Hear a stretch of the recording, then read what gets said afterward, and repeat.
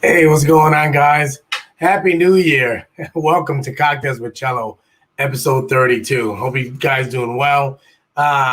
It's been a while. You can see I don't even get my hat on right correctly, so I hope you guys doing well. It's been a long time. If you hear my voice a little bit off, it's because, gosh, I've been under the weather for who knows how long, for over 3 weeks. But let's get all the formalities out of the way. So, all opinions are expressed on this show are solely my own and do not express the views of my employer. The reason why I bring that up is, hey, I work for the second largest recycling and waste company in the nation. And if we haven't met before, hey, my name is Marcello Arcelay, and I specialize in working with industrial and manufacturing companies here in Metro Atlanta to install sustainable recycling and waste programs. So if that's you, or if you know someone that needs my help, have them give me a call. My number is 678-683-9136. So I want to see, hey, how you guys doing? Hello, LinkedIn family, YouTube, and also folks in Facebook. Hope you guys doing well. It's been a while. Let me know in the comments if you are watching me live. Put hashtag Team Live. If you're watching me in the replay, I love you in the replay. Put hashtag Team Replay. And if you have any questions or any comments, be sure to put at me, meaning at Marcello Arcelay, so I could get your comment. And let me know what part of the world you're watching me from. If you're watching me from New York City, Atlanta, Georgia, or my favorite place, Bangladesh. So let me know. I appreciate that. Be sure to join in the comments. Don't be shy. We definitely want to get you involved in the conversation, because Cocktails with Chello is always and will always be, it's been a while, a networking show. So be sure to do that. And we'll be answering your questions if you have any throughout the show as well. Be sure to click that share button so you can share with your folks here on LinkedIn, YouTube, and also on Facebook as well. And also, if you hear something you like, don't be shy. Share your opinions, share your love on that. Be sure to do that. Now, what I want to, let me see if I got some folks here in the comments. Let's take a look who we got showing up here early. We got Gary F. You go. Yeah, but it's all gravy. I appreciate you coming through. What's going on? Bernard, what's going on, sir? Thank you very much for coming through. I appreciate that. And we got Roberta is in the house as well. She's team live. And I got my lady, Marissa. Happy New Year. How are you doing today? Good. I'm glad you're here with us. And we got Roberta. She's coming from California. And I got my dude in the green room right here, Eduardo. This guy, he's rocking and rolling. I'm seeing him, he's doing some stuff on YouTube, and also he got a podcast going. So now let me get my formalities out of the way as well. This is cocktails of Chello. So this is the cocktails of the day. We're doing Uncle Nearest, which is a lot of some of you guys know about this one. This is pretty good. The story is he's the guy that actually made Jack Daniel's recipe. So if anybody knows about that, it's some good stuff. So cheers. Be sure to let me know what you guys are sipping on today as well. So here we go. So we got Christina. She's all the way from Austin. Thank you very much for joining us. And we got LinkedIn News in the house, which you already know is Miss Beckwith in the house as well. Thank you very much for dropping by. Here's a sip for you. Thank you very much for joining me. I see my dude Eduardo. What you sipping on, Eduardo? What's going on?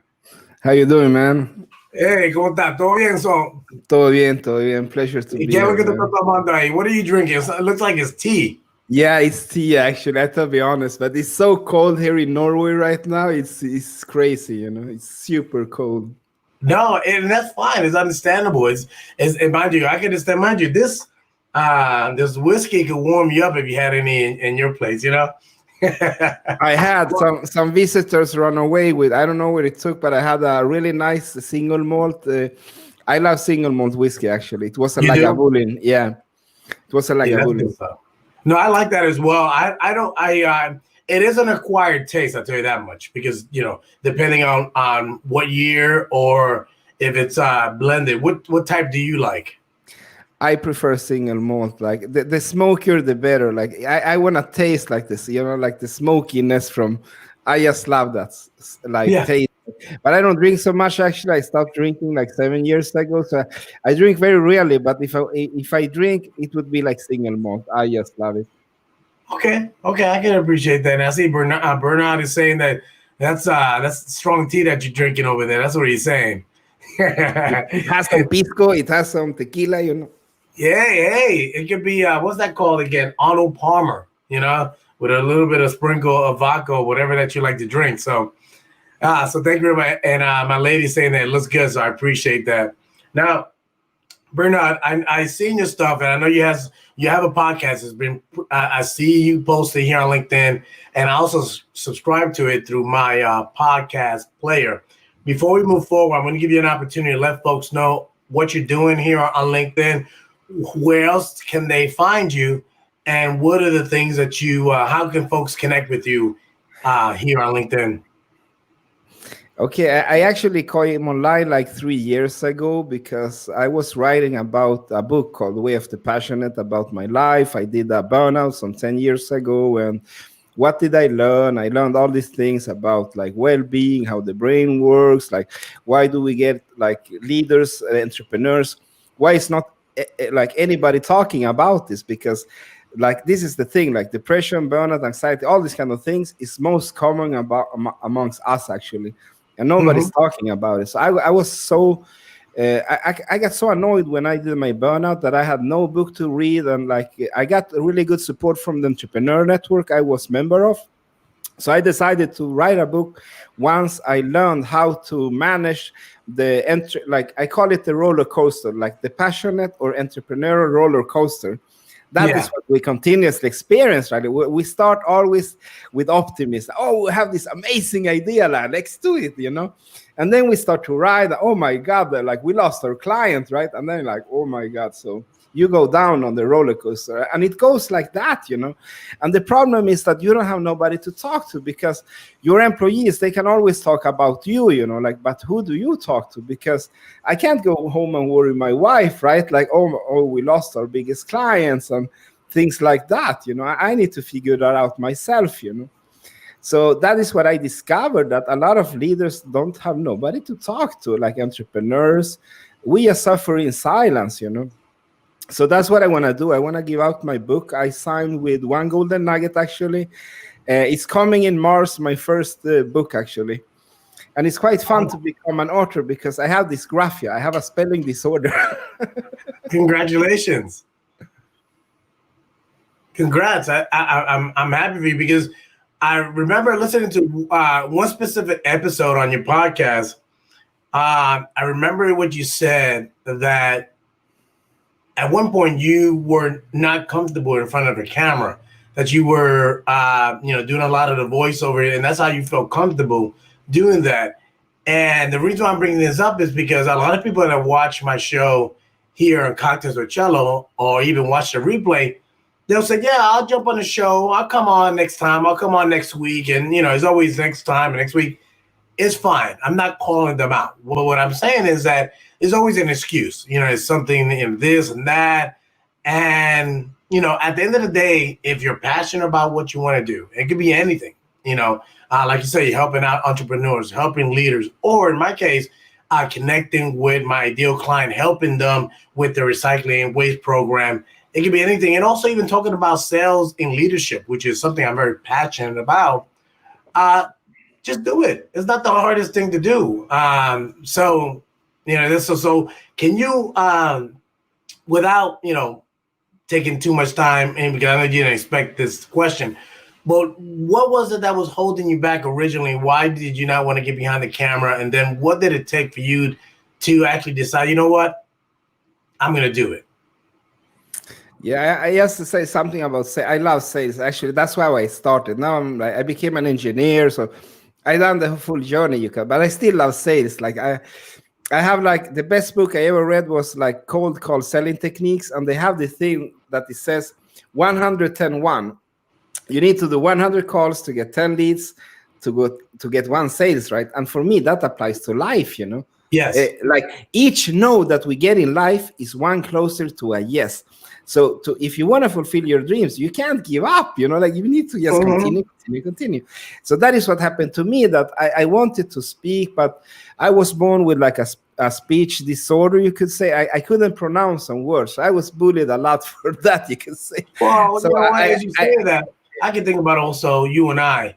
I grew up, I was born overseas, but I grew most of my life here in the United States. And I live in Georgia. However, I think I sound okay, but I have an accent to other people. And at times I don't enunciate or pronounce correctly. So you and I had very similar thing. And sometimes I might find myself stuck. Like, what is it, what I need to say? So I forget a word and I get nervous. So I think we all experience some form of what you was experiencing years ago. Yeah, and it's like we're our worst critic, right? That is my main problem, I want everything to be perfect. That is my I need to work on that, when I build products, they must be perfect, all these kind of things, right? And it's stupid. Life is far from perfect. First of all, we're humans. We live on planet Earth. It's an abstract reality. Things come when you least expect it, The only thing you can do is try your best, And this is what I preach. I mentor, coach, startups, entrepreneur, jump the river, right? But I myself, I was not living that because I was hesitating. Or maybe I should lose some weight, I would look more slim and stuff like that. Childish things that people don't recognize me for because they know I will just jump the river, yeah. Come on, let's jump with me. And I would whoa, and everybody just looks, in there. But come on, but these childish things about my voice, it's not childish, but let's say shallow, oh, maybe I should cut some more. It was oh my God, Eduardo, come on, you stand on stage speaking for if you can, I can stand for 1,000 people without even blinking, and go to the camera. I was so afraid, I don't know, man. It took me ages until I got a call from Red Hat about the Red Hat Summit. If I wanted to speak the software company? Yeah, Red Hat, the big one. So I was speaking about why people first. That's my thing, I talk about always people first in company culture, this kind of stuff, right?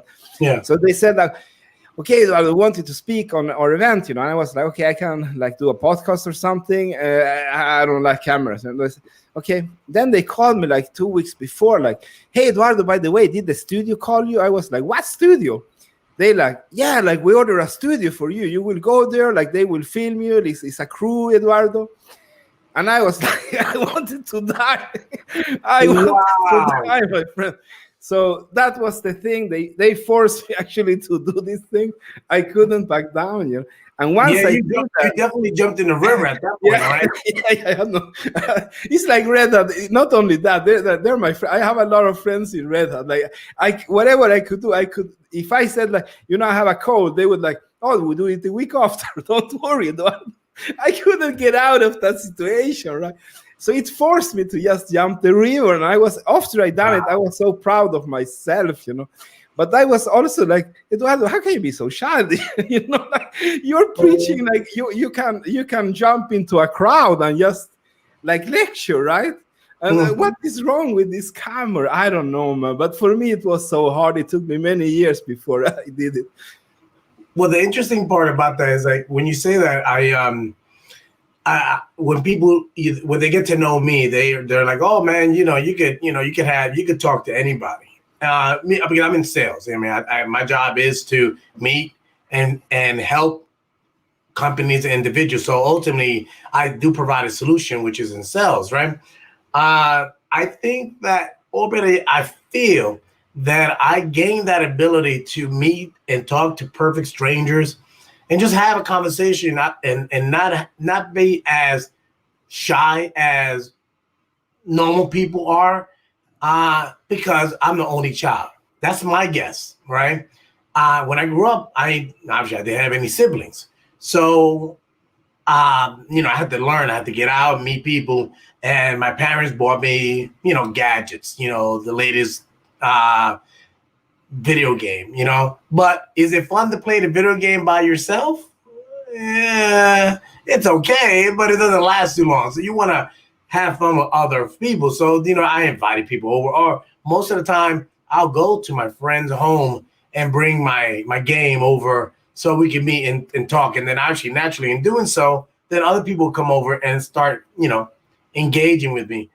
But yeah, I guess the key thing for me, being an only child, has allowed me to, I don't know, just jump in the pool before anyone even thinks about jumping in the pool. And that's the only way you learn. So, but it's ironic that, one of the things that I want to talk about today, and if you saw it in the comments, is about serving versus selling. So I like to get into that in a few moments. Now, let me see here. I have a comment here. Let me see what we got here. Oh, I guess Bernard is definitely saying amen about your philosophy about jumping into the pool and just being reserved, and then eventually say, you know what, let's make it happen. So you got a support system out there. Now, if you guys want to join, just like Eduardo did, there's a link in the comments. You can click on it. You can join me, and you can join in the conversation here in the panel. But you're more than welcome to stay and comment in the comment section and share with other people that you believe they will value this conversation. Now, I typically do this show once a week. And mind you, over the holiday weekend, I was thinking about, over the holidays, like 2-3 weeks ago, I was thinking about doing, like a prediction show. I was thinking about doing like, holiday show, something like that. But I don't know what it was, Eduardo. I came down with the worst cold. And I mean cold. It was so bad that my wife thought that I had COVID because I had never been this sick.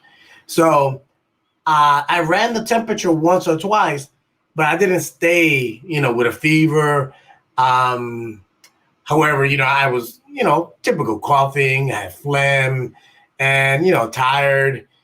And I'm cranky. I'm not the best patient. So, excuse me. And I'm just getting over it now.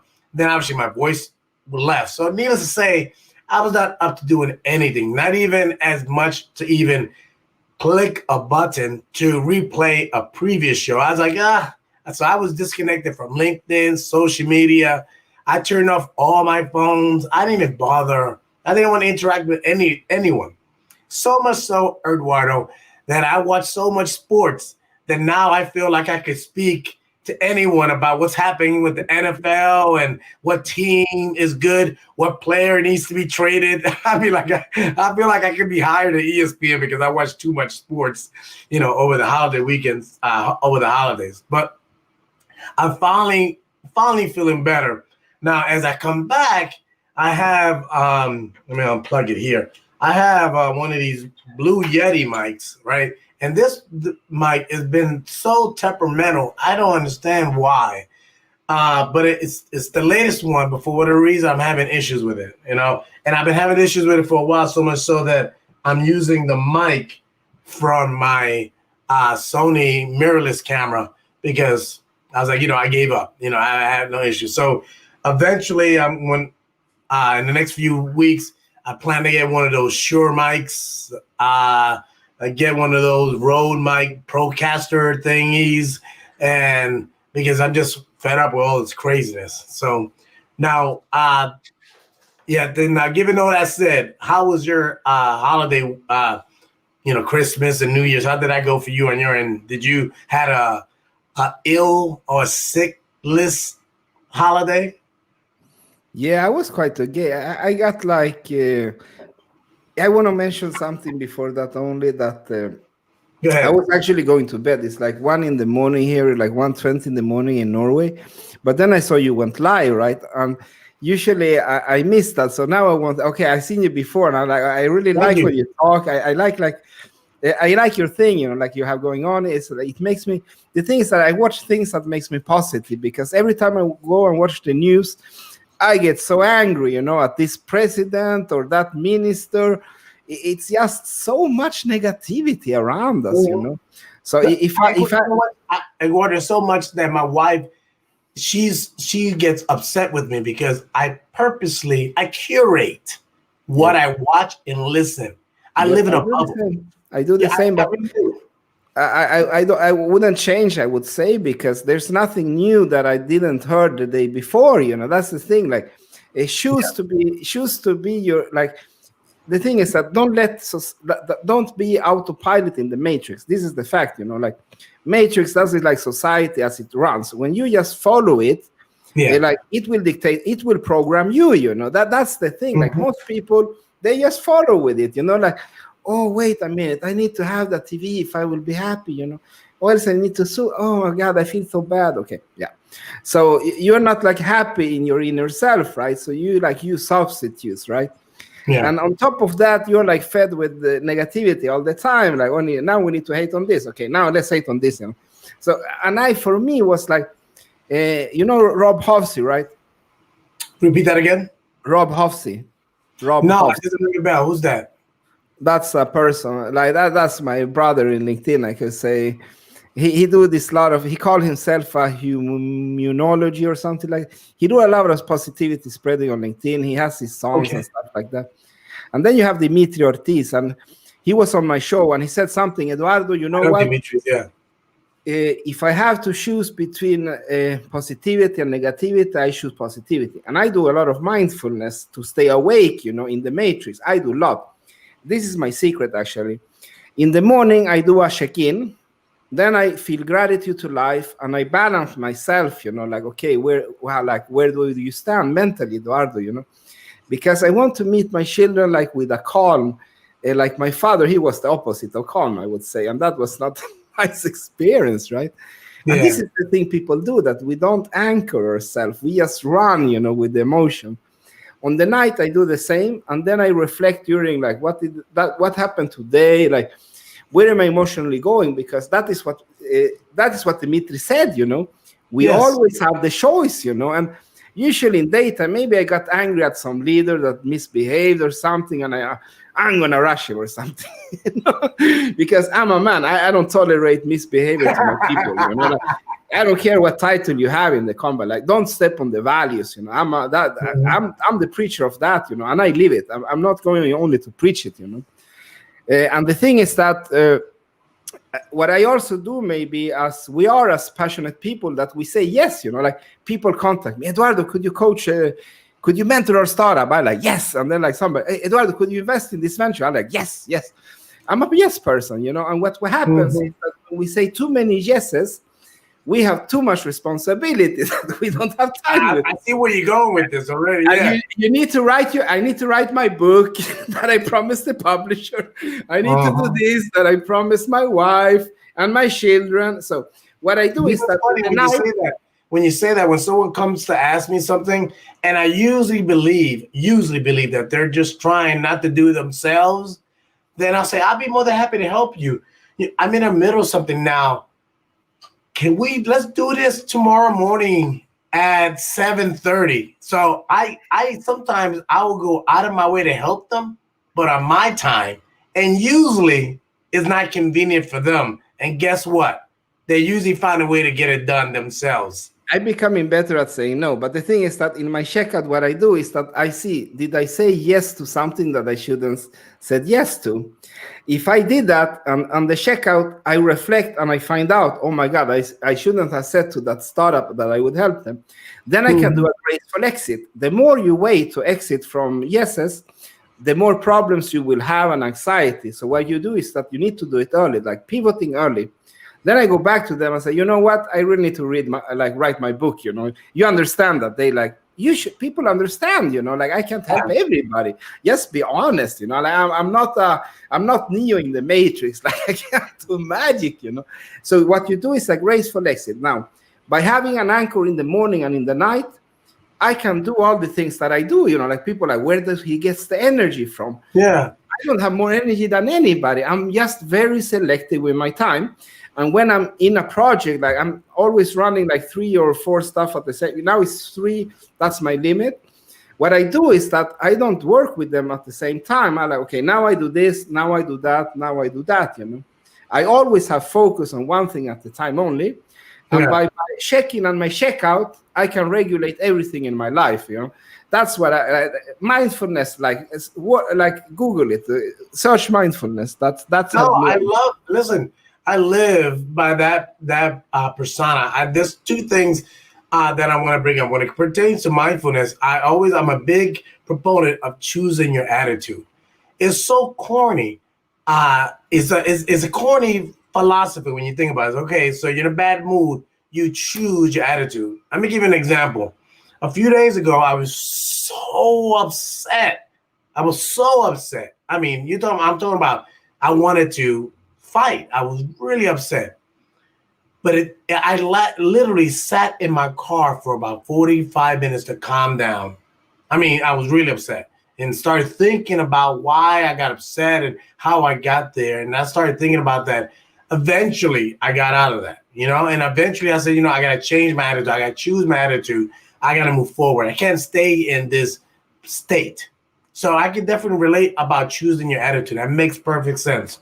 Another thing I wanted to mention to you before I go into the topic, because I know it's late and I definitely want to get your point of view on this, is I don't come across enough people online or let's say on LinkedIn or social media that speak Spanish or speaks more than one language. So I'm curious to know, mind you, no commitment on your end. I'm not going to do like what other people say. Hey, Eduardo, you want to do this with me? And then you say yes. And then like, oh gosh, then you stuck. If you like, I've been curious to know if that's something we could do, even either a show or something down the road, cater to Latinos. You know what I mean? I don't see much of it on LinkedIn. It may be there, but everything is, a lot of Latin folks are doing they're doing a lot of English shows, but I don't see anyone either leading it or making sure that it's catered to that community. And it was a gentleman, a good friend of mine, Martin, out of Fort Lauderdale. Him and I talked about it, and we were considering it, and we reached out to a few folks, but we just cannot make the connection. So I ask you, if you're interested, we could talk about this offline. And if not, if you know someone in your network that be interested in, and it could be various topics. Obviously, like what we're talking about right now, mindfulness is one topic. It could be sales and leadership. It could be another one. It could be social media, personal branding. It could be anything. But sometimes I think that if we could put a Latin cater to that community, which is a niche, is our community, we could speak to them. We could actually give back to our community per se. Does that make sense? Yeah, we tried two pilots actually. It went very good, like with Los Digitales. If you go to losdigitales.org, you can see like our podcast and the stuff what we did for the Hispanic community. Mm-hmm. And now we just started like 4 months ago. We did one event. We did. Oh, you did? Okay, good. Yeah, we did two podcasts under the Los Digitales. That is like, it's just like me and some Latino friends, like Hispanic Latino friends around the world. So we just decided like we need to do something for like the Hispanic community on LinkedIn. Like nobody's doing anything. So we just started around, right? Yeah. So and we are in the phase that we are just piloting now, I would say, to find a way. So I would more than happy talk with you about it, like because other organizations reach out to me and they said, Eduardo, maybe we should merge like Los Digitales with this organization and that, maybe that could be. And I like, for sure, like I don't want to do all the work, right? Like welcome, Marshall, like, and that is. The Latinos, what we have, I think that is so interesting is that we have the thing, like when you meet another Latino, like when I traveled around in the world for like events, lecturing, or just being in a stand doing sales or demonstration, whatever, And whenever I meet a Latino, it doesn't matter if I'm in Israel or if I'm in like in England, in London. When you meet another Latino, like even if he's like from Puerto Rico, and you're like, hola hermano, and we stick together the whole event, And when when they meet me, espera, el chileno, mira, te voy a presentar el chileno. Raúl, ven a hablar con el chileno. And we become best friends, man. And then when we come back to our countries, everybody works their own way, So we have it there, but we don't cultivate it. And that was the thing with like Los Digitales. We wanted to, and we're still on the pilot phase, man. So welcome, join me, call me after, and let's talk about it. For me, I'm open to anything that can create that thing for Los Digitales. But I never finished the thing. The reason that I stayed up late was that I saw that you were online, and I wanted to see you. And the other thing that you put on the link about here, join my podcast, right? Join the StreamYard, right? Yes. That was the reason that I said, you know what, Eduardo? Let's do it. And the reason for that is that I have tried that now for 3 times on my lives and nobody comes in. It feels so awkward. Yeah, man.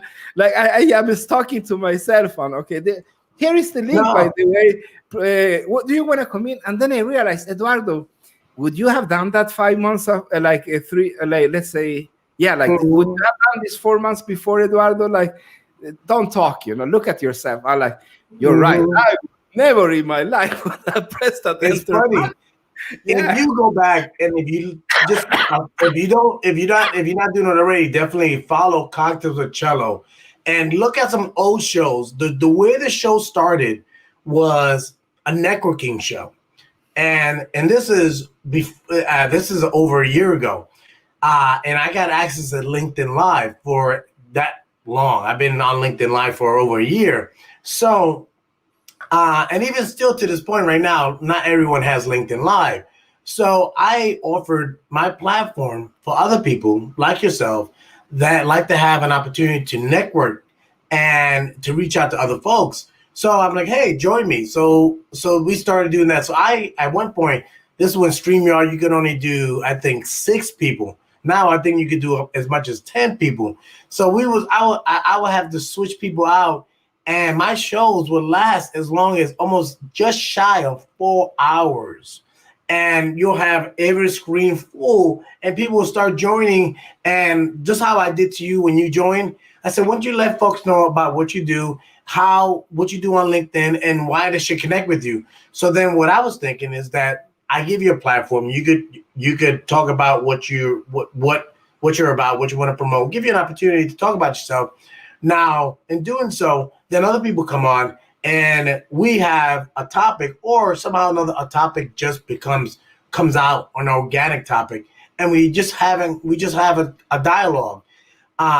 So originally never really had a topic. So, and imagine when you go to these networking events and you walk in and you're like, hey, how are you doing? And you meet someone from scratch. That's essentially what I was providing, a place to get together and talk. And this is before COVID. So then afterwards, then I realized people started asking me, what's the topic of this week? And then really I was thinking a topic is not really needed, but okay, I realized people need a topic. So that's why I come up with a topic that we could discuss. And then people are welcome to come.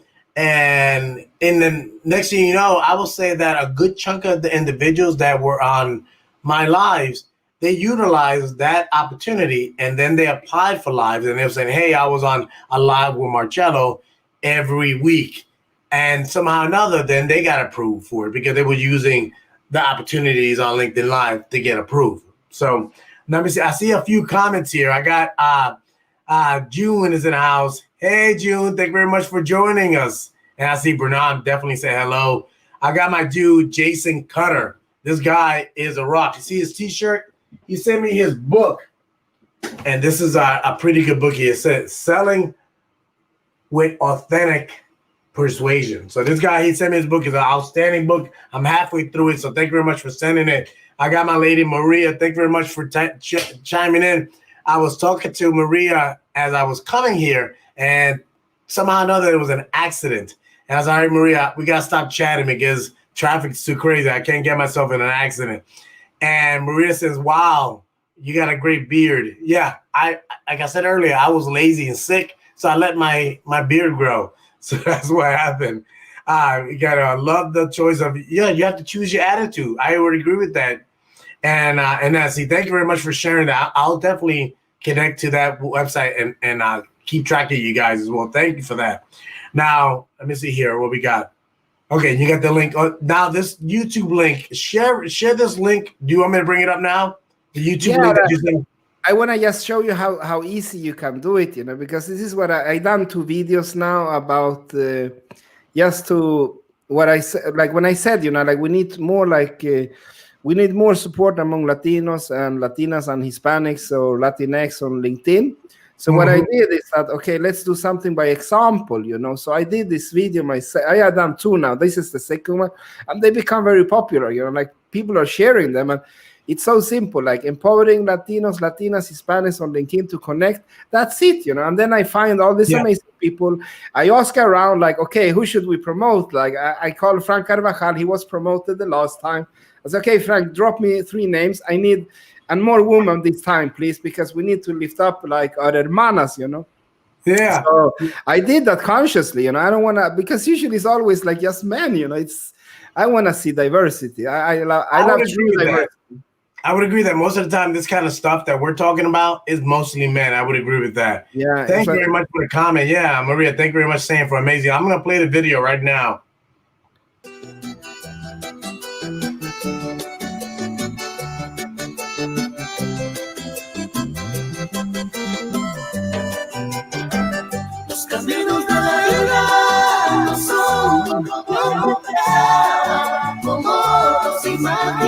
That's my dude right there. He has a lot of passion. Yeah, so the video goes on like for that, and show all these people, right? What I want to say is that you don't need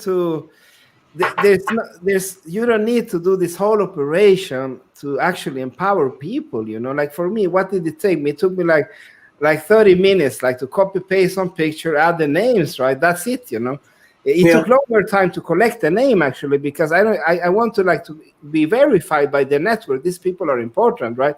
They're actually empowering us, But the thing is that we don't need to we always overthink, and doing empowering people is what you're doing now, go online and talk about your life, like your struggles, share your wisdom with sales like you do, that's it. It doesn't need to be so complicated. That's what I'm saying. Yeah, I agree. And thank you very much for the compliment. I appreciate that. Mind you, this is great that you did this, mind you. And I really, when I say I'm going to, keep in touch with los digitales to see how I can help out, and if there's any way that I can contribute. And if we could do the next podcast. We could do the next podcast together in Spanish, and then we bring somebody, like maybe 2 people, or we could do like a cocktail, like Los Digitales cocktail. That would be awesome. Yeah. Ahí lo tomamos un poquito, como 2, 3 palitos ahí. This is pretty cool, man. I'm glad that you.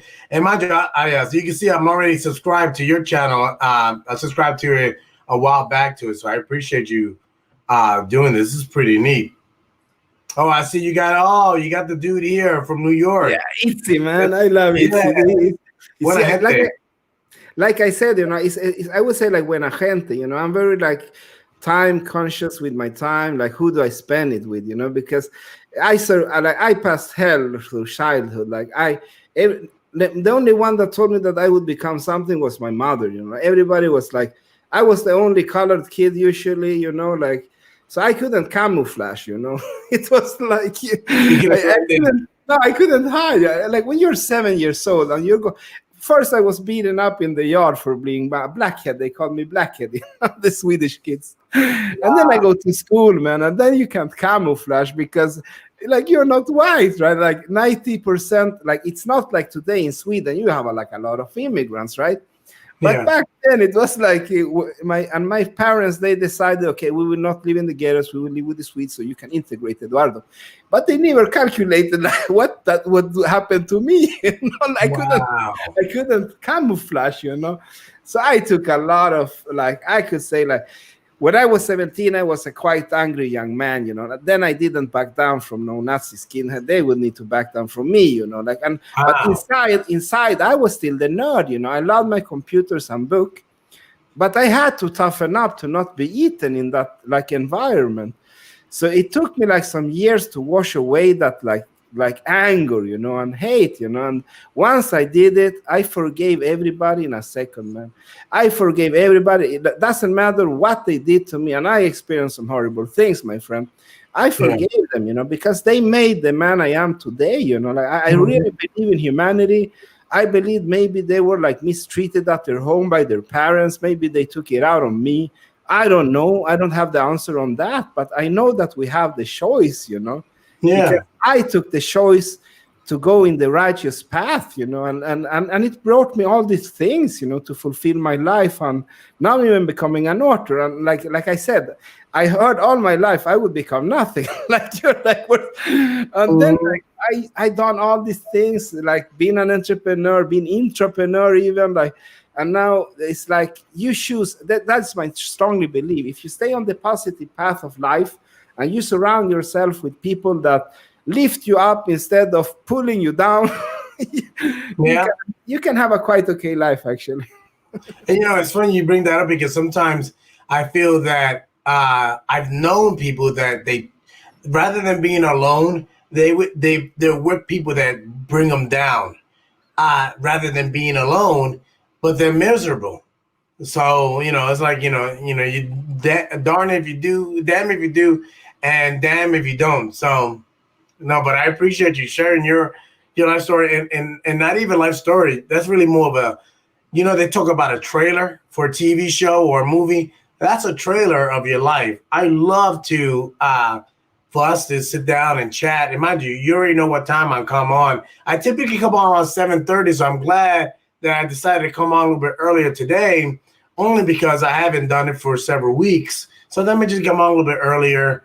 Almost like check that box, and and get out and talk about it. Now, you mentioned earlier, it seemed like to me that the topic about serving versus selling. When I mentioned that earlier, that your eyes perked up and your head bobbed to the side, So does that resonate with you? Meaning the topic of serving versus selling. When you hear that, what does that do to you? What's your thought behind that phrase?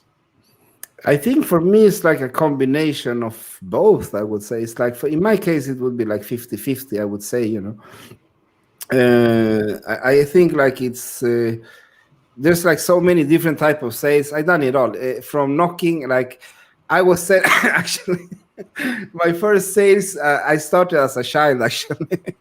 But let's say my first sales job as a sales job, I think it was I don't remember, I was 17 or something like that. or 17, and I joined this company that we had to knock doors and sell chemicals to cleaning chemicals, or like they said it was not chemicals, it was like natural water, like with something. Yeah, and we had to like knock door and sell, and that's one of the hardest thing you can do. That's brutal. Yeah, that's brutal, man, and that's what, like, that's how I started, And I still remember that one day we discovered, this blue like liquid. It was almost glowing, like you see, like the Simpsons, right? And then we found a tank of this thing, like it was like 5 gallons or something, that this big box, and then they haven't removed the warning sign, and it said like produces cancer and all this. It had all the warning triangles. I think only one were missing was like radioactive. That was like. Well, I think that it was because you said it was glowing. So I would say like, okay, that was maybe just selling, like you take the money and run, right? So yeah, I would say like the best combination if like selling and serving is combined, in a sense that I like to build relation. That is what I realized, that I was so sad when I was working in a fashion store. And all this, I had like long hair, right? And then it was nice to be popular for a while when I was like bullied for so many years. I can tell you. Okay, we lost the host. Maybe he took. No. I thought you were about to tell the stories. That's why I wanted to put you on the but no, it's just a short. It's just a very short one. It's just I done so many different type of sell, and then I was like selling clothes in this fashion store when I was like 18, 19 something. But then I was like popular among girls, but that felt nice, that somebody, like, people liked me finally, after all these years. And then I was really sad that they bought and went away and didn't come back, And then when I started to do key accounting, when I was like running my first startup, then I really appreciate the key accounting, like to build this relation with somebody that bought from me and really appreciate it, and then they came back, I love when they came back, I love that so much that when I had parties, I invited all my clients, like, I don't know, like, okay, that's the vodka bar, that's the like, I would say that's the barbecue, I will barbecue for you there, So it was like, and I love that relation with clients when you feel that they really appreciate you for what you do, and they call you back, I love that. When you say that, that echoes with me, and I think those are great stories. And as you were sharing that with me, I couldn't help to think about 2 different stories, and I'll share that in a minute. But when I think about serving versus selling, I think about selling is transactional, meaning that there's a need and there's a solution or a product, and that's it, And the reason I bring that up is that there's been enough studies that to support that a lot of buyers, they're about 70 to 80% convinced of what they need or what they want prior to talk to or even reaching out to a company to learn more if that company could be a good fit. And that's a huge number. We're talking about 70 to 80% individuals or companies have already made a decision, mind you, is because this great thing called the internet. You can do enough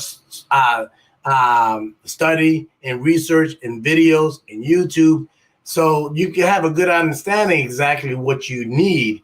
Now, when it comes down to serving, that's the other side. Now, that 80 or 70%, the person that's 70, 80%, they come to me and they sit down and we start talking. We already know what the product is. Okay, this is the product. But the question is to you is, how long have you been interested in getting that product? Why do you feel that this product works for you? Have you considered this product in the past? The reason why I bring that up is I watched a video. A good friend of mine sent me a video, and I actually could bring it up, and it's going to support what I'm talking about. I'm going to bring up that video. It was about selling a pen. And a lot of us have heard that term, sell me this pen. And a good friend of mine actually sent me a link of a video. Let me bring it up here. Oh, here it is. The guy from The Wolf of Wall Street, the guy that was in that movie, what the movie is about, he discussed, the purpose behind selling a pen and the approach that you need to take. And in doing so, you can make sure that first, you can serve the customer, and second, make sure that you are a good fit. Because a lot of the stuff that we offer are things that a lot of solutions out there. There's a lot of companies that offer the same solution or product, but the fact is, the customer, when they reach out to you, they want to find out if your company is a good fit. So let me bring up what I'm talking about, why I came to the topic about serving, and I'll show you this video right here. So let me bring up share audio, and the guy's name is Jordan Belfort. Like I said, he's from The Wolf of Wall Street. So let me bring it up here. Oh, so this just I have one question, and I'm a huge fan of your film. So this just comes. Can you please sell me this pen? So let me tell you what that whole exercise really stands for, right? So the whole sell me this pen narrative is really, it's a test that you give to a salesman to see if they really understand what selling is all about. If you ask someone who's not a professional salesman, who doesn't have the right instincts, they'll start actually trying to sell you a pen. This pen is great. This pen writes upside down. It's the best value for its money. This pen will last forever. Buy this pen. Here's the thing. The only one rational thing you could do when someone says, sell me this pen, and that is to start asking them questions. And that's what I'm talking about. It's like when someone when someone comes to you and they say, sell me this pen, that's the selling portion versus serving.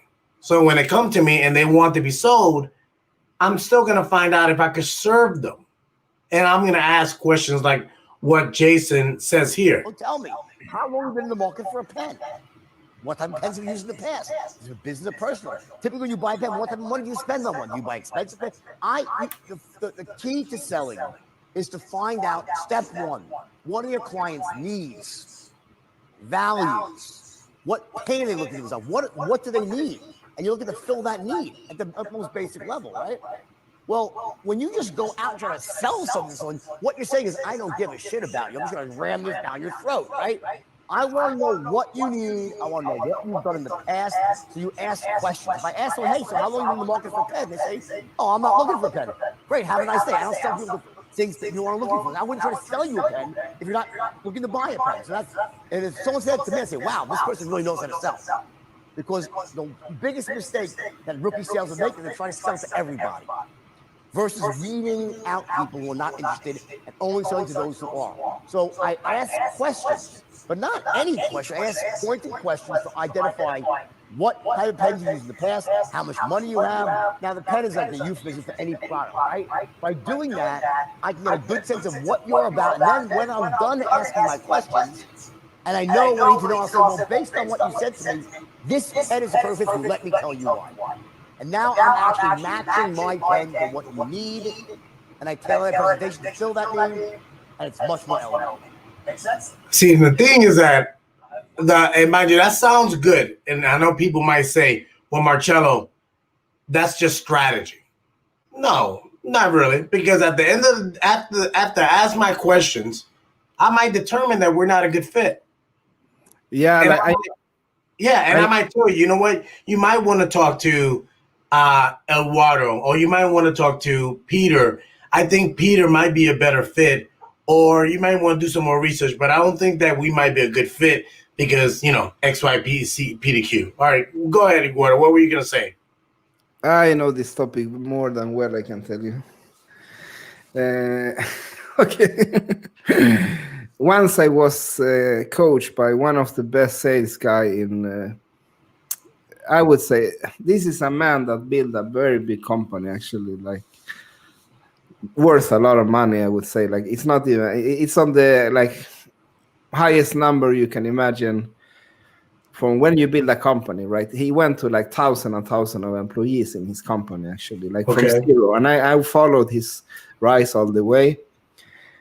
I was sitting in his car one day and he was listening to a sales CD from this like sales preacher, right? It was not this, I know him very well. It was not him, it was another one. And he was having tears in his eyes, you know, and like looking at me. And I was sitting beside him and he was like, Eduardo, do you feel it? Do you feel it? I was like, no, I don't feel it.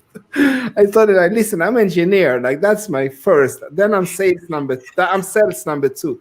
If I listen to Richard Stallman and Steve Jobs, I will cry because they make me cry because I'm engineer first. But I know a lot of selling. And he told me one thing that for me was open. And like, then I changed forever. He said, Eduardo, who is the best sales guy? And I was like, the ones that talks the best. And he like, no, you're totally mistaken. He said, the ones that listen. And you are actually selling the wrong way, he told me. That is when he corrected me. He said, you're talking too much, Eduardo. You're not even letting the listener listen to like what they need, you know. You're like running over them. Like, and that is most companies that approach me today, I would say, or in any time I has been in a big kind of, we need to buy this tool, right? And now I'm talking a lot of money, this API something tool, right? Yeah. Every time they do the same stupid mistake, they start to talk about all the things that their API could do or their gateway and I'm sitting there for 1 hour. I want to kill myself, you know. I don't have patience, like even with myself, you know. I want action all the time, but I want progressive action. It means I want to move forward to the next mission so I can finish this thing so I can go on to the next adventure. Because there's a show called Futurama, and there's a scene they say, shut up and take my money. It's almost like you want to say that. That's how I feel at every goddamn meeting. And I'm like, all these companies, I'm going not to name drop here, but like all these big companies contact me, like whatever, like, oh, could you help us with this deal with like, and I'm like, okay. And I'm, you know, if they got me when I'm on a good side, I do the yes. And then I listen to them, right? And I'm like, why after 10 minutes, like, why the heck did I agree on this, you know? They haven't even started to describe the solution, that they're only on the surface telling me the colors of the button and like come on, man, go to the point directly. Like if you want to talk about your product, just say something like basic, you know, like, you know, our API that we have is quite it's like it's I don't know, like it's decentralized in a way that you can actually put this thing together to your needs, you know. That's it. Shut up after that. Like, and you ask the client, you know, like, so what is your problem? Like, what are you looking for? Like, what have you thought, you know? Because the client, in 70% of the cases, they already know what they want to buy, you know. So, and it helps. So that's the reason why I bring that up, is because often at times by the questions that I ask, I do two things. Like I said, I determine if that customer or company would not be a good fit. Yeah. I mean, it's so bad. Let me give you an example. It's so bad sometimes that if you find yourself in a scenario and you see, okay, this customer or company may not be a good fit, so chances are the price might be higher than what is typically charged just for them to say no, you know, because you don't want to do business with them because you see that this customer is not a good fit, or you just say, be honest, you know what, I don't see this working out. What your solution you need is something along these lines. This might be too much, and quite frankly, I just want to be honest with you, this may not be a good fit for you. So those are the questions that I ask. Now, in doing so, also in my case, everything is contract based. So I like to ask specific questions to determine if this is a good time. Now, given that said, if I ask you, when does your contract renew? And you tell me that your contract renews in June, but you want to do business today. I said, do you understand how that impacts your bottom line? He said, no. Well, chances are, if you want to do business with me today and your contract has not expired, you would have to spend thousands of dollars to end your existing contract for you to do business with me. Now, are you in a situation right now that the situation is so dire that you could justify the expense to cancel your existing agreement to do business with me? And if so, then we could continue the discussion. So these are the questions that I ask when they still say, they ask, when they answer in a way that is not very matter of fact. Either two things: either they're not telling me the truth, or I'm not speaking to the right person. Yeah, that's my point. Like, this is my qualifier. I have only two, actually. One is, am I talking to the right person? Second, do they want to buy? Like, else I move on. I don't, because I wasted so many years in sales doing that mistake, trying to convince them to buy. But you know what? And then I continued meeting after meeting, and nothing happens, man. Until they stopped answering my calls, and I was like, okay, there's something wrong here. Yeah, maybe they don't want to buy from you. Yeah, maybe that. It's funny. The thing is that you gotta. Okay, this is the misnomer of selling. I feel that historically, salespeople feel, like you said, they have to convince. No, I don't convince. I'm here to help. I have a solution. I have a product. We have to determine if we can work together. And that's how when we sit down and we talk, we would determine that. And then we move forward and we would agree that we're going to do business. But if there's not an agreement, there's no convincing involved, and we could move. We can still be friends. That's what I always say. We can still be friends, but it may not be a good fit. And so that's the thing, is that I've learned a very long time ago that I'm not in a convincing business. I'm here to help, and going about it the right way, you can determine if there's a good fit. Now, before we wrap up, because I want to be conscious of your time, and I can't, Eduardo, hombre, gracias. Es mucho gusto conocerlo y tenernos aquí en la línea contigo, hablar contigo en vivo. But thank you very much. Now you need to come. Now you will come on Empowering Monday. So now you will be my guest next time. Yeah, man. Thank you. Gracias, hombre. So we got Tim King is in the house. Thank you, Tim. I love you, man. Thank you very much for joining us. Inception for the place of someone take the people who want cannot have. You're right. You nailed it. And then he says people that do not want to be sold to, but rather they wish to buy everything. You nailed it. And then here, Howard. Hey, man, Howard, thank you very much for joining me. Authentic engagement is key. That's the key thing. That's so important. Once they understand that you really are here to help and you ask questions, like the one I just said, when they say, well, my contract renews in June. This is a true question. This is a scenario that happened a few days ago. I show up and they have a compactor. However, this is a compactor, and they have a container that connects to the compactor. When I show up, the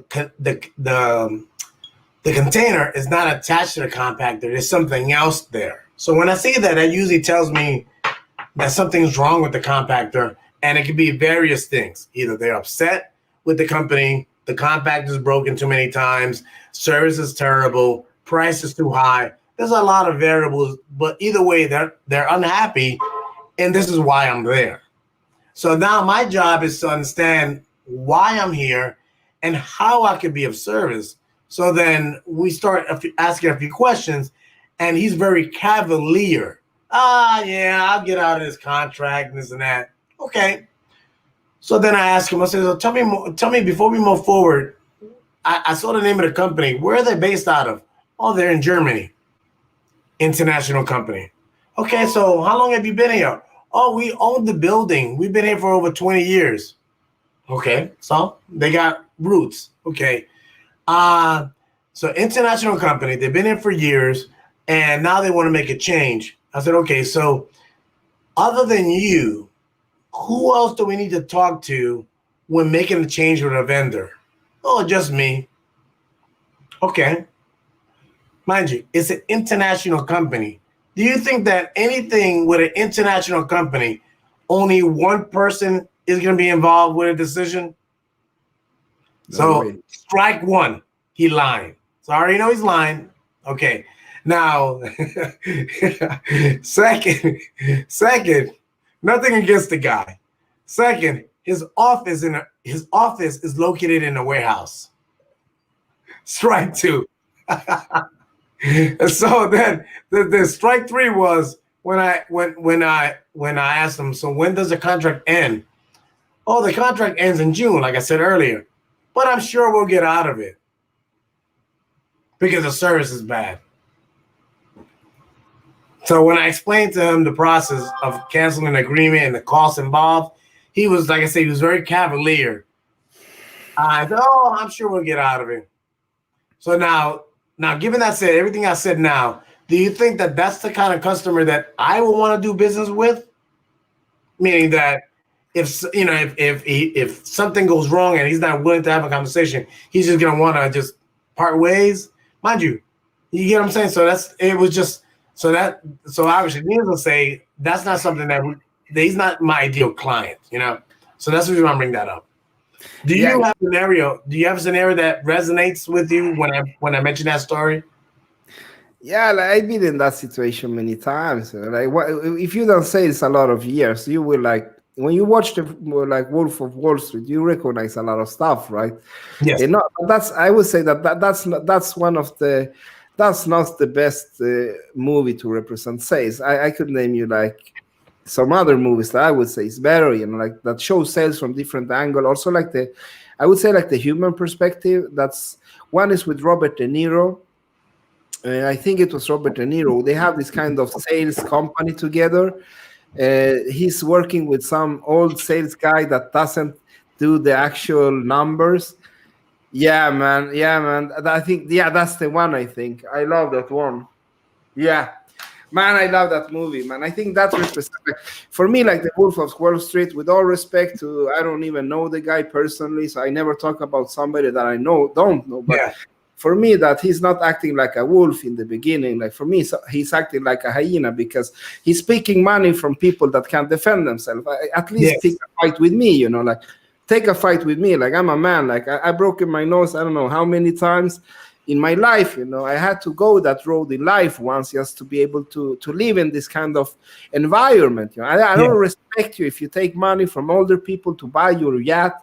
That's for me not a wolf. Like I'm the wolf. I defend my pack with my teeth if I have to, you know. Like you don't touch my pack, you know. That's it, you know. I'm the leader. So I'm the defender of the. I'm the, how you say, like the keeper of the. What he say in like Pulp Fiction? He says I'm the keeper of my. Yeah, something like that, you know. Like that is how I live my values. This is the thing. Like I have walked away from a lot of monies in my life, deals, I would say. Some investor that wanted to invest, and then they said he said something like, Eduardo, you're not like the others. He said that I was, oh my God, you're saying I'm a good immigrant, right? It's like you're not like the others. And I walked away, you know, because for me, like I don't live for money, you know, I live for impact.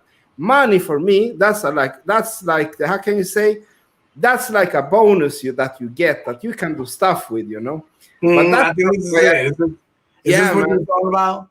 Yeah, brother's keeper and finder of lost children. I will strike down upon thee with great vengeance and furious anger those who would attempt to poison and destroy my brothers and sisters. Yeah, that for me, that's a wolf, you know. That's a wolf, a true wolf, you know. Mm-hmm. But you don't prey on the weak, you know. So I think Wolf of Wall Street is like overhyped in that sense that you need to look at for what it is, you know. The same goes with, like, I would say, like Scarface, you know. Like, oh, Scarface, but it represents something really tragical, you know. It's a man that he lost his sister, like he kills even his best friend, you know. That is nothing to look up to, you know. Yeah. So Mr. I don't know, Belfort, whatever, you know. Jason Bedford. Like who he is today, you know. Of course, he changed, you know. Like I have seen some of his speaks now, and that's not. I see that's not the same man, you know. That's what I say. Like, don't judge people, you know. I'm not talking bad about him. I just say that what is represented in that movie, like the first phase until he start to show a little bit of brotherhood with, okay, I'm not gonna leave you here stranded, right?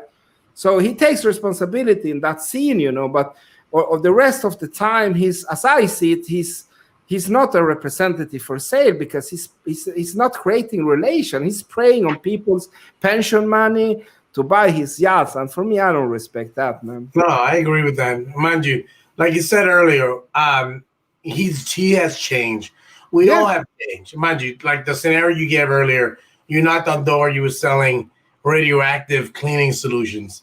Yeah, I worked in an electronics store when I was a teenager, selling cameras to tourists. You know what I mean, we all evolve, and that's the thing is that the experiences that we went through years ago make who we are now. So this is why that topic means a lot to me. Serving versus selling is because at the end of the day, you really make a connection. And the two stories that I was going to mention was, one is a company here in Atlanta or in Marietta, Georgia. They make ice cream. They're called High Road Luxury Ice Cream. I've connected with the people that work there, so much so that I know that one of the individuals that work there, he's having surgery on his ankles, and I'm nearby, and I stopped by just to see how he's doing, just because, and when I stopped by, unfortunately he was gone, but I spoke to his colleague. He told me where he is, like his surgery and what's happening. But those are the things you do. You connect with them, you stop by, and you want to make connections. So it makes a difference. I mean, and it's just at the end of the day, you just do the right thing. That's I can't go any further than that. It's just you're wanting to help people. I will tell you one of my biggest revelation in life. That's what I write about my book that is coming out on One Golden Nuggets, an amazing network that there's a lot of influential people there. It's called Eduardo X, and X stands for the X factor, actually, that I believe all humans have the X factor in them. And what I love to do as a leader is to develop that X factor. I love when I hire people and I see them grow, and they come like rookies, and they become these amazing leaders. I love that thing, Now I'm more into people, actually, than anything, more than technology, more than anything. I would say people development is, for me, that's like goosebump it gives me every time I see that, right? And I see that sales is some see it as something negative or bad because they see maybe like they don't understand the whole thing that we understand doing sales. And when they see like the Wolf of Wall Street, right? Maybe that's like evil, blah, blah. So they don't understand the thing that it's selling is one of the most beautiful thing I would like to teach my children, because once you learn that life is about selling is everywhere. Like when you go out for the first date, what are you doing? You're like selling yourself. You're the product, actually, right? When you go to a job interview, what are you doing? You're selling yourself.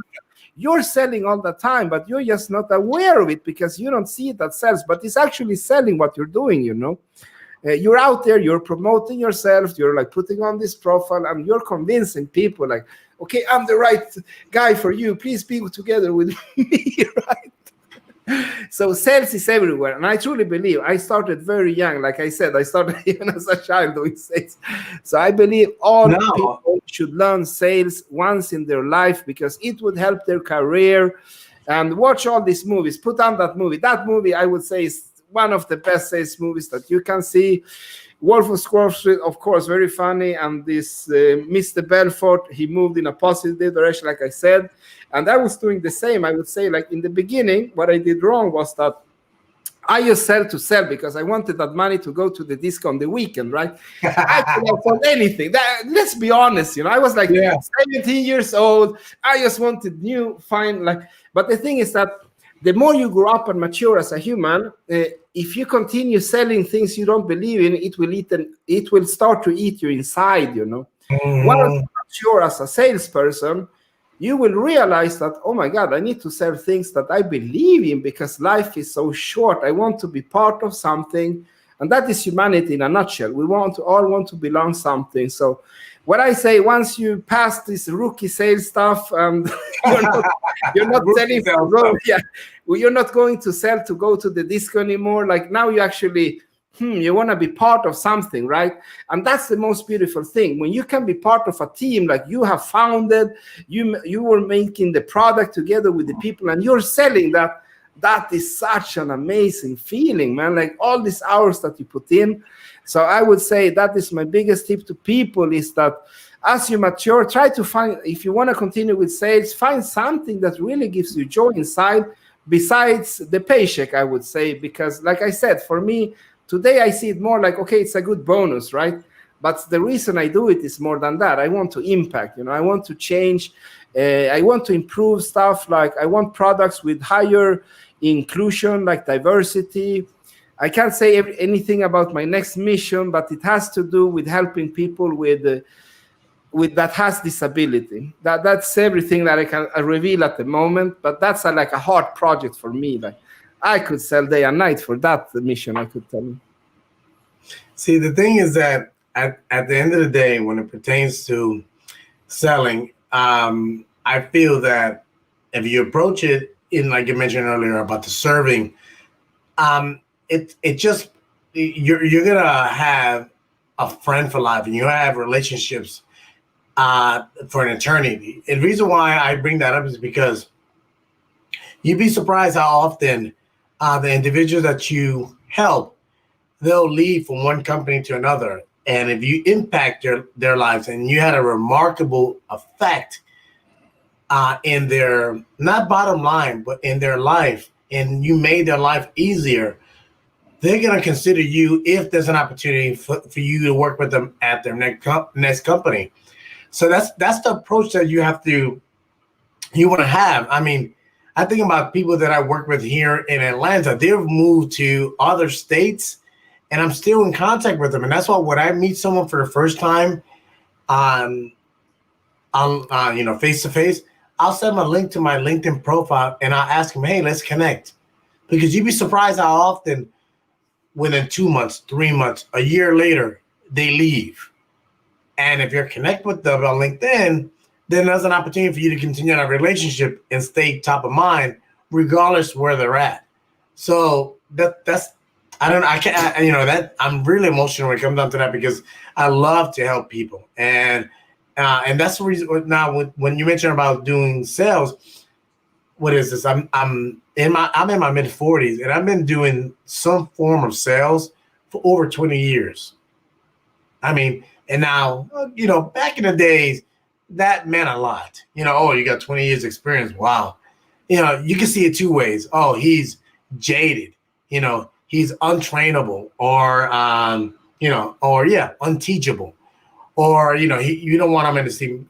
I'm the kind of guy that I've been doing it for a very long time, but I love to learn. I want to find different ways to do the same thing that I did last week to make myself better. So this is why I love LinkedIn, because listening to you, watching people's posts, exchanging different philosophies allow you to stay fresh, top of mind, and finding different ways how you can help people, rather than being, like you said earlier, when you was in that meeting and you was, gosh, can that guy, can he just finish and, try to be transactional, So I just can't stress it enough. Serving versus selling, that's the direction you have to go, rather than actually being transactional.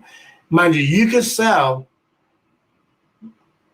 and you can make your number, but if you serve, you're going to be wealthy beyond your means. And when I mean wealthy, meaning you might make more money, right? But also it fuels your soul, and I can't stress it enough. I mean, I love that direction, rather than just taking a very transactional approach. So let me tell you this much: I lasted longer. I thought we was going to end maybe about within let's say an hour, but this is a topic that I love to talk so much.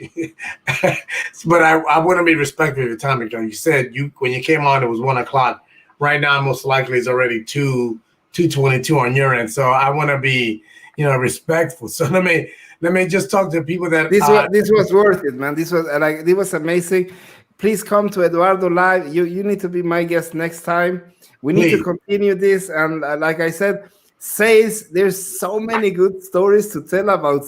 I could tell you, like, I have a lot of stories from technology, like from my, because that's my legs, like sales, marketing, technology, like design, UX, all that stuff. I do all that. Yeah. But for my sales stories, I have so many things. I've been in Colombia. I've been like in Israel, doing sales, So I've been like, I have so many good stories and so many amazing people that I met through sales, I would say, that I never would have met in my life if I didn't do if I haven't had a leg on sales also, If I only had a leg in the engineer, Eduardo, or the nerd, that I define myself as, then I would not met all of these other people, right? That you meet when you do sales. So when you come on Eduardo Live, I will tell you my adventures in Colombia because you will laugh. That was my craziest adventure, like sales adventure ever, was Colombia. Actually, I need to write that in my book. It was a movie, man. That could be a movie alone. Like Eduardo went to Colombia because he met this guy at an event that invited Eduardo down to start a company, and Eduardo was in his yes mode. He said yes. But you know what happens is that sometimes you do get into that yes mode, and it's like automatic. You become like a robot. Yeah, but like, come on, who does that? Like, hey, by the way, you have so much knowledge about this stuff with building systems. Could you come down? I have some investor. I can't reveal their name in Colombia. In Colombia.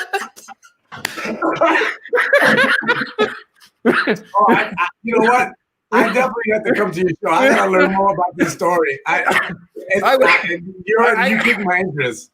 I can tell you, like, the story has all the things you can imagine about Colombia. It has it.